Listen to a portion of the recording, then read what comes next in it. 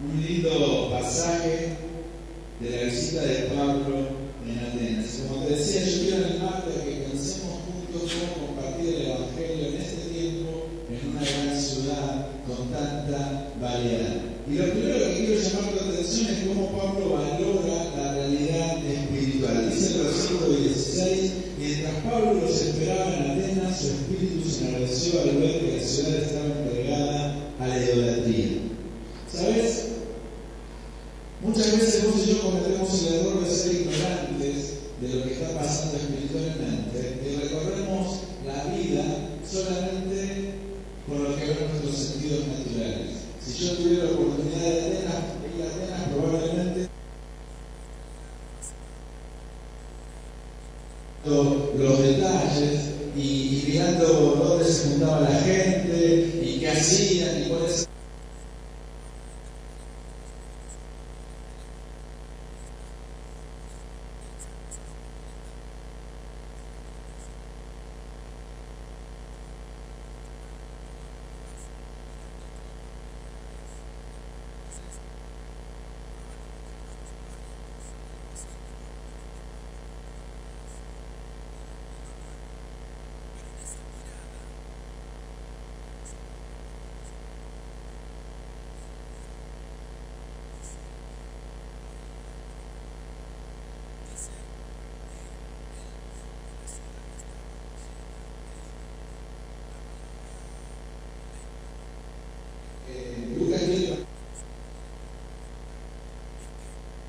Podría traducirse como que estaba sofocada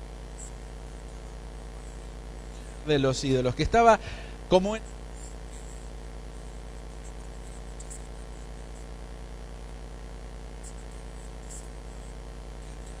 estaba oprimiendo a la ciudad. Y dice nuestra traducción, la que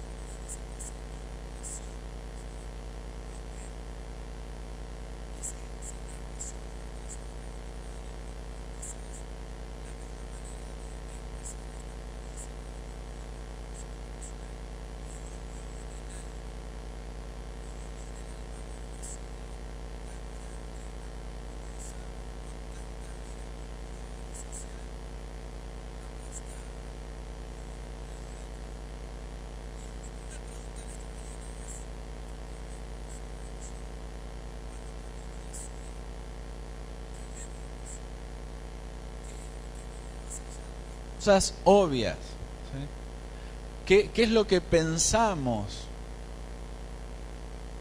¿Estamos conscientes de la realidad espiritual que se mueve en nuestro mundo? A veces no. A veces nos quedamos con la observación del turista o del... Es peor la del que pasa siempre por el mismo lugar. ¿Qué pasa cuando pasa siempre por el mismo lugar?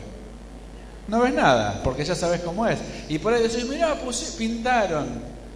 Y te dices, pero hace 2 años que pintaron.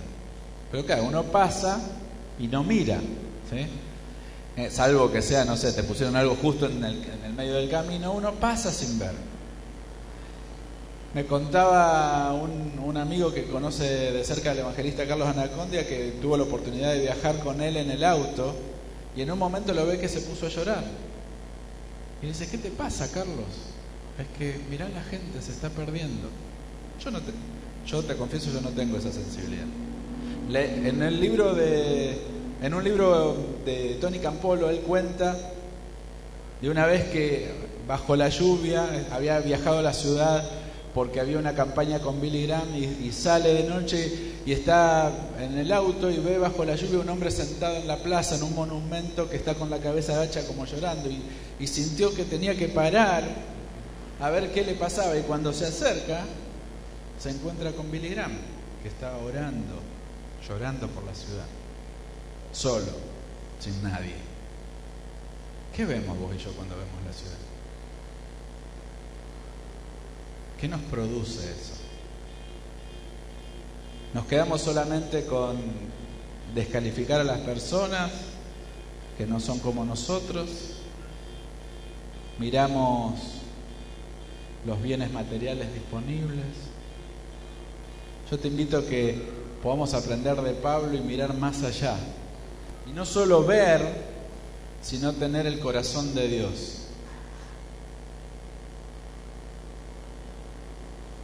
Después de eso, Pablo entra en contacto con la ciudad.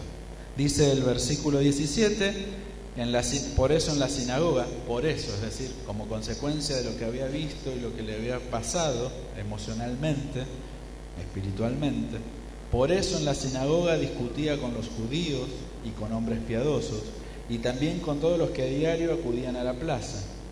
Y algunos filósofos de los epicúreos y de los estoicos discutían con él.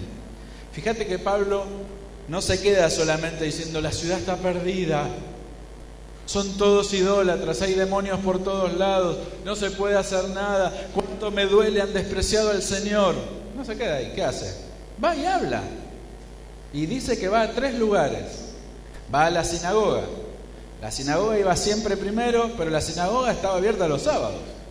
Así que los sábados iba a compartir con los judíos y dice con los hombres piadosos. Los hombres piadosos eran las personas que no eran judíos de nacimiento, pero que adoraban al Dios de Israel. Así que él iba a presentarles el Evangelio, un grupo. Segundo grupo, dice que iba todos los días, en esta traducción dice que iba a la plaza. La plaza es el ágora. El ágora era el lugar donde pasaba la vida de la ciudad, donde se hacían sociales, donde se hacían negocios, donde se compartía. Así que iba los sábados a la sinagoga, todos los días iba a la plaza y dice que también discutió con unos filósofos. Y después va a decir que lo llevaron al Areópago, Areópago quiere decir monte de Marte, ¿sí? Y era el lugar donde había habido un tribunal muy famoso y que ahora tenía menos poder, pero que quedaba como un lugar como el centro cívico, podríamos decir, algo así. No era exactamente eso, pero era un lugar con cierto prestigio donde se discutían cosas de educación y de religión y todo eso. Así que Pablo estaba ahí. Vos fijate que los paralelos actuales de cada una de estas 3 cosas. La sinagoga, donde estaban los judíos y los hombres piadosos, se parece a lo que hoy diríamos la iglesia. Y lo que diríamos gente que adora al Dios de Israel, que también incluye a los que nos están congregando. Así que hay una primera, la ciudad está bajo presión, y a los primeros que tenemos que enseñarles a conocer al verdadero Dios son a los que creen conocerlo, pero no se están relacionando con Él de la manera apropiada. Los religiosos. Religiosos en el sentido de esto, que tienen una intención de buscar a Dios, quieren estar en paz con Dios, quieren servirlo, quieren obedecerlo, pero no lo están conociendo adecuadamente. El segundo grupo es el que se reúne en la plaza, el ágora, como si yo te dijera los que están en el shopping, los que están haciendo sociales en el club, los que están compartiendo un tiempo juntos. Ahí también hay que ir a hablar de Jesús. Hay que hablar con los que se creen espirituales pero todavía no conocen a Dios verdadero. Hay que hablar con los que están en la vida de todos los días y necesitan conocer al verdadero Dios. Y también, si es posible, si está a tu alcance, de la manera que puedas, también con aquellos que son como los intelectuales, los filósofos, los académicos, los profesionales. Pablo vio la ciudad aplastada bajo el poder de Satanás a través de la idolatría, y entonces no se quedó quieto, no se quedó con un sentimiento, sino que habló de Jesús, habló de Jesús, habló de Jesús todo el día, todo el tiempo, con las distintas personas. Ahora, lo tercero que vemos en Pablo es que hay que estar disponible cuando te buscan.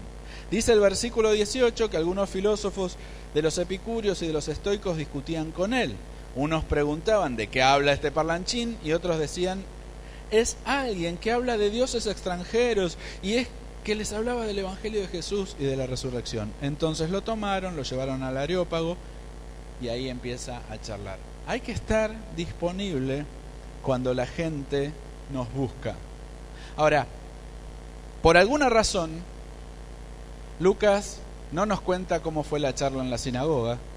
Lucas no nos cuenta cómo fue la charla en la plaza. Lucas nos habla de lo que pasa con los filósofos en el Areópago. Y lo que sigue, la presentación de Jesús que encontramos acá, está vinculada con este mundo más intelectual. Ahora, no pienses que por eso es algo que no vas a entender o que no tiene valor cotidiano. La presentación que hace Pablo es una presentación muy pertinente para nosotros, para la vida de todos los días. Ahora, y ahí Pablo, fíjate que los epicúreos y los estoicos, que los llaman a hablar, dicen que él es un parlanchín, dice mi traducción. Otra traducción dice que es un charlatán. Otra traducción dice que es un bufón, ¿sí? Otra traducción dice que es un palabrero, ¿sí? Un tipo que habla mucho. O sea, charlatán es re positiva la valoración, ¿no? Parlanchín. No lo respetaban ni un poco, era el nuevo bufón del pueblo. ¿Sí? No lo invitaron porque ahora tenemos con nosotros un académico, no. Vino un tonto que anda predicando Dios es nuevo, vamos a escucharlo. Porque la ciudad tenía la identidad del chisme, de saber las últimas novedades. ¿Vieron que hay gente que necesita saber las últimas novedades? Bueno, hay ciudades enteras que viven de eso. ¿Qué está pasando? Me imagino si hubieran tenido WhatsApp y redes sociales en esa época, no sé. Estalla todo, hacen estallar la red, porque querían lo nuevo. Ahora, frente a eso, fíjate que Pablo no dijo, miren, no me están tomando en serio, yo que estoy predicando el verdadero Dios, el único Dios, así que no me están tomando en serio, ni se merecen. ¿Actúa así Pablo? No. Le importó nada que lo consideraran la última tendencia en predicaciones ambulantes. Le importó nada que lo consideraran que no era tan inteligente. Le importó nada que lo consideraran un promotor de religiones extrañas. Lo invitaron, lo llevaron, no sabemos exactamente qué quiere decir eso que lo tomaron, a qué se refiere, pero lo llevaron y el tipo fue a hablar, porque había algo más importante que su orgullo. Y era esa conmoción que él había sentido frente a la necesidad de la ciudad. Y dice Pablo, en la sección que sigue, Pablo presenta al verdadero Dios. Y fíjate cómo empieza. Versículo 22 dice que se para en el medio y dice: varones atenienses, he observado que ustedes son muy religiosos. O sea, no solo Pablo se fuma que lo maltraten, se aguanta, que lo maltraten, que lo denigren, que lo dejen de lado, sino que cuando empieza la exposición, empieza como reconociéndoles: veo que ustedes son muy espirituales, ¿sí? Son muy religiosos. Ahora, lo que hace Pablo es buscar un punto de contacto. No dice: ustedes están enterrados en la idolatría, Satanás los domina. ¿Sí? No empieza por ahí, empieza por el palo. ¿Por dónde empieza? Veo que son muy religiosos. Es más, dice, iba caminando por ahí y vi que tienen un altar al Dios no conocido. ¿Sí? Un altar anónimo. Y entonces, ¿qué hace Pablo? Les dice, son unos pecadores. No, dice, de ese Dios es el que les vengo a hablar. Mirá qué atrevimiento el de Pablo, cómo en vez de pelearse en el nombre de la verdad y la sana doctrina, usa elementos de la ciudad para traer a la gente al Evangelio. Y si te escandaliza que Pablo tome esto, prepárate porque lo que viene es peor. Que está re bueno para aprenderlo, pero te choquea las estructuras, porque no solo toma la realidad del altar, sino que dice, esperen que lo encuentre,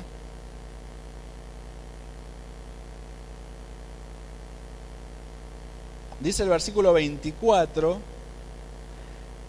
empieza a presentar a Dios, ¿no? Dios, el que yo les presento, hizo el mundo, todo lo que en él hay, es el Señor del cielo y de la tierra, y no vive en templos hechos de manos humanas. Fíjate que ya empieza una presentación del Evangelio, del verdadero Dios, pero en esa presentación empieza a marcar límites. Es el único Dios, creó todo, es Señor de todo, y dice algo más: no vive en templos.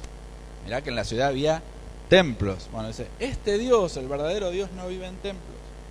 Es más, versículo 25, Dios no necesita nada de los seres humanos. De hecho, los seres humanos dependen de Él. Tercera característica, Dios organiza como viven los seres humanos. Te lo leo en la NBI porque es más claro. Dios, de un solo hombre, hizo todas las naciones para que habitaran toda la tierra y determinó los periodos de su historia y las fronteras de sus territorios.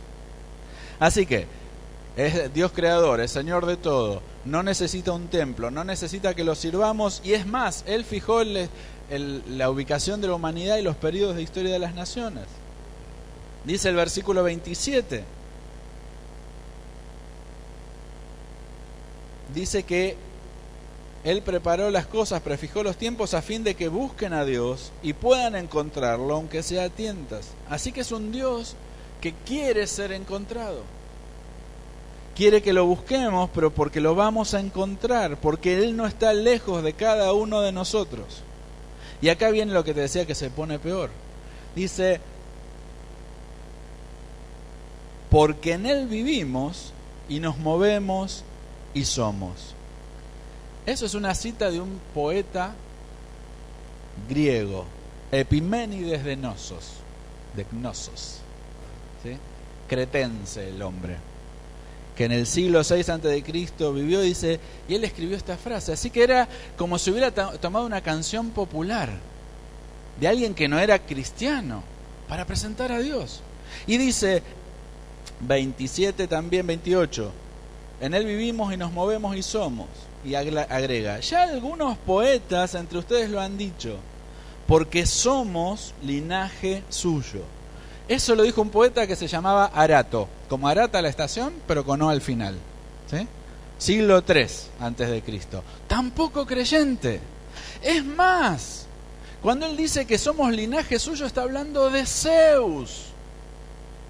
No está hablando del Dios de Israel. Pero Pablo hace contacto con la cultura, mira lo que está pasando y reinterpreta para que conozcan a Dios.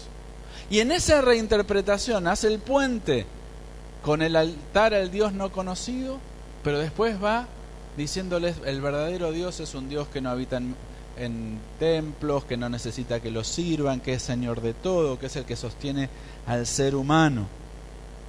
Dice versículo 29, puesto que somos linaje de Dios, no podemos pensar que la divinidad se asemeje al oro o a la plata. Es decir, a ver chicos, pensemos, si tenemos vida por Él, eso no puede venir de una estatua. No puede ser que una estatua nos dé vida, una escultura, una obra de arte. Versículo 30, Dios ha pasado por alto, es decir, bueno, ahora nos da una oportunidad, ha pasado por alto esos tiempos de ignorancia, los tiempos donde buscamos la idolatría. Ahora quiere que todos, en todas partes, se arrepientan porque Él ha establecido un día en que por medio de aquel varón que escogió y que resucitó de los muertos, juzgará al mundo con justicia. Y hasta ahí veníamos bárbaros. Y ahí se corta la reunión. ¿Qué es eso de la resurrección? ¿De qué me estás hablando? Y ahí se termina la reunión. Pablo se va porque termina la reunión Y dice que, bueno, algunos se burlaban y algunos creyeron. Algunos, y menciona por nombre a Dionisio, menciona por nombre a Dámaris y muchos otros, no dice. Ahora, quiero que hagamos el repaso. Pablo ve una ciudad aplastada por la idolatría. Eso lo conmueve. Entonces se pone en acción. Todavía está esperando que lleguen Silas y Timoteo. Se pone en acción, va a la sinagoga, va a la plaza todos los días y discute con los intelectuales, los profesionales de ese momento para hacerles cambiar de opinión. Se aguanta que se burlen de él y en vez de ir a pelear con la gente y decirle y ponerles una bomba por todo lo que están haciendo mal, él dice: miren, hay un verdadero Dios. Ese que ustedes no conocen, ese es el de verdad. Ese Dios es el Dios que hizo al mundo y todo lo que dijimos. Presenta a Dios de una manera comprensible para ellos y se esfuerza por citar cosas que ellos conocen de la cultura. Y a partir de esa presentación y a raíz de esa presentación es que hay respuesta. No todos se convirtieron, y eso también tenemos que aprender. No todos van a aceptar el mensaje. No todos van a pasar de muerte a vida, no todos van a reconocer a Jesús como Señor. Eso ya lo sabemos, o deberíamos saberlo. Pero eso no tiene que ser la excusa para no compartir el Evangelio de la manera que la gente necesita. Así que en esta mañana yo quiero animarte, quiero desafiarte, quiero invitarte a que empecemos o que sigamos trabajando para que la gente no se pierda. O mejor dicho, para que la gente que está perdida sea encontrada, porque el que no está con Cristo está perdido. Así que te invito a que hagas un esfuerzo para discernir las cosas espiritualmente y ver más allá de lo obvio. Te invito a que busquemos las maneras de llegar con nuestro testimonio y aún con un diálogo racional, intelectual, a las personas que podamos llegar en el lugar donde estamos, sin importar si son gente que va a la iglesia y no conoce a Dios, sin importar si son gente que no va a la iglesia porque se le pasó algo, si es gente que está en el shopping o que está en el mercado o en un lugar tranquilo, ¿sí? O sea, pasando tiempo libre, quise decir, no en un lugar tranquilo en ese sentido, que está en un lugar compartiendo, acércate, hablale de Jesús. Y si tenés la posibilidad, compartí también con esos grupos específicos de estudiantes, de profesionales, de intelectuales. Está disponible. Y si querés, permitime decirlo de esta manera, no estés autocentrado. Sí, a lo mejor te invitan porque vos sos el nuevo chiste. Ok, ¿y? ¿Cuál es el problema? Quizás el problema es que nos tomamos demasiado en serio a nosotros mismos. Y entonces salimos a defender nuestras verdades y a pelearnos. Y Pablo hizo todo lo contrario. Bueno, ustedes me quieren tratar así, vengan que yo les explico. Están todos endemoniados y perdidos en la idolatría, pero Pablo no les dice son una manga de endemoniados. ¿Qué les dice? Miren, ustedes que están en una búsqueda espiritual, fíjense que por acá es el camino. Es por acá, no por allá. Y va desde una actitud de acercamiento. Aprendamos de Pablo a presentar a Dios a partir de los elementos de la cultura. No es fácil y nos podemos equivocar mucho. Pero sí es significativo para las personas. Tomemos elementos de una película, de un libro, de una serie, de una novela, de una canción popular, para llevar a las personas a conocer al verdadero Dios. Por supuesto, eso tiene que ser un elemento mínimo, un punto de contacto, y el desarrollo tiene que ser mucho más amplio. En esta mañana quiero preguntarte, ¿estás listo para compartir a Jesús en esta ciudad en la que estamos? Te invito a cerrar tus ojos. Vamos a orar.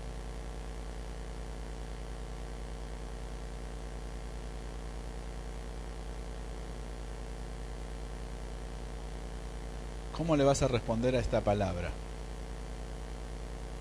¿Cómo vas a responder a esta invitación de Dios?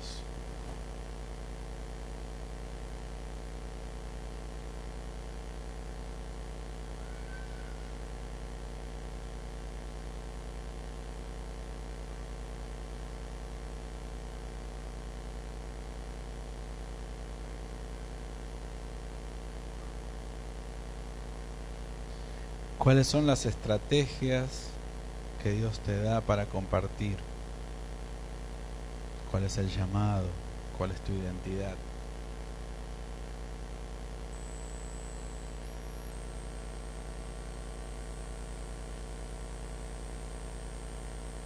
¿Cómo te vas a involucrar?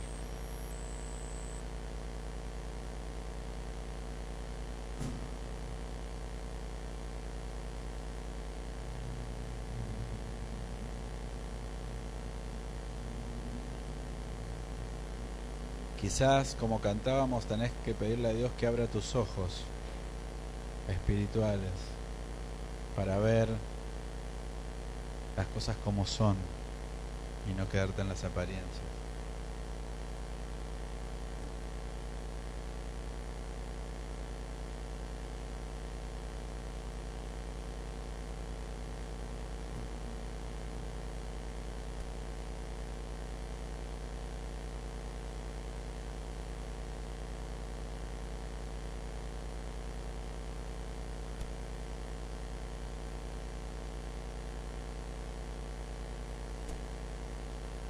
Señor, como iglesia, tus hijos y tus hijas, en esta mañana queremos reconocerte. Vos sos el Dios, creador del cielo y de la tierra, Señor de todo.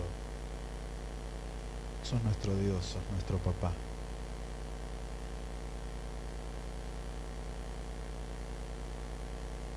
Y Señor, nosotros primero queremos pedirte perdón por no discernir espiritualmente las cosas que vivimos, por quedarnos con lo que vemos en el plano natural. Te queremos pedir perdón porque en vez de tener gracia en la comunicación del Evangelio y en la vida cotidiana, a veces somos violentos y nos enojamos y nos peleamos, o queremos ganar discusiones, o nos ofendemos por los comentarios que hacen y nos quedamos en eso, Señor. Queremos pedirte, Dios, que nos ayudes a ser como Pablo, personas dispuestas a compartir, que llegamos a distintos lugares con el mensaje apropiado, entre los religiosos, en la gente común, los intelectuales, profesionales, con todos. Y yo oro, Señor, porque algunos de mis hermanos y hermanas aquí presentes han sido llamados por vos para vivir esta identidad, para tener estas estrategias, para llegar a distintos ambientes. Y quiero pedirte que ellos tengan la confirmación que necesitan de vos, que tengan las estrategias que vienen de vos y que puedan recibir de nosotros, tu iglesia, el apoyo que necesitan, el acompañamiento que necesitan para vivir en el llamado que les has dado. Gracias porque esto no es por nosotros, es por ti, es por el reino. Y te pedimos, Señor, que la ciudad en la que estamos no quede aplastada lejos de ti, sino que pueda conocerte. Oramos en el nombre de Jesús. Amén.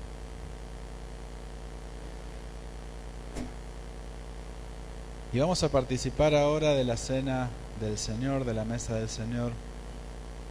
Y quería pensar un poquito en lo que Pablo dice sobre Dios. Fíjate que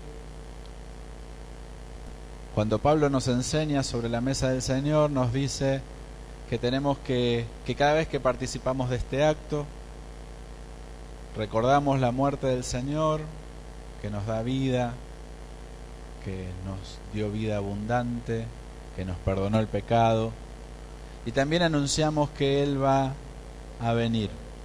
Y pensando en esto, me llamaba la atención algunas cosas que dice Pablo en su predicación a los intelectuales, estudiosos, profesionales, filósofos de Atenas.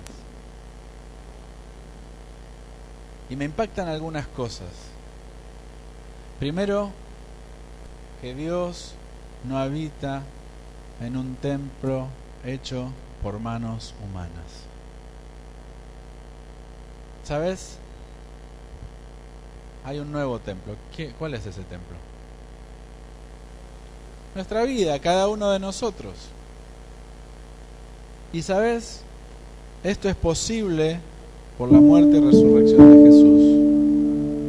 Y esto es importante, porque la esencia de Dios está en nosotros y va con nosotros. Hay templo donde estamos, no por el edificio, sino porque Dios está en nosotros. La gran pregunta es si estamos viviendo como los templos de ese Dios. Si donde vamos la gente dice, mirá, un templo, ahí está Dios.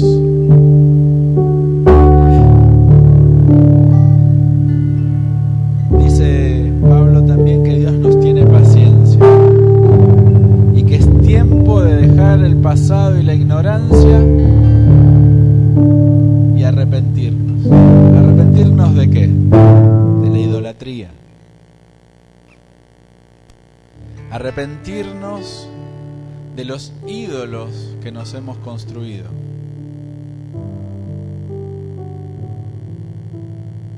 Capaz que vos no tenés una estatuita en tu casa. Capaz que sí. Si tenés una estatuita que para vos es tan especial, capaz hay un ídolo para tirar. Si tenés unos pósters, si te tatuaste el glorioso River Plate o alguna otra de esas, hay unas segundas marcas también, pero capaz que tenemos un tema con la idolatría. Capaz que estamos pendientes del dinero.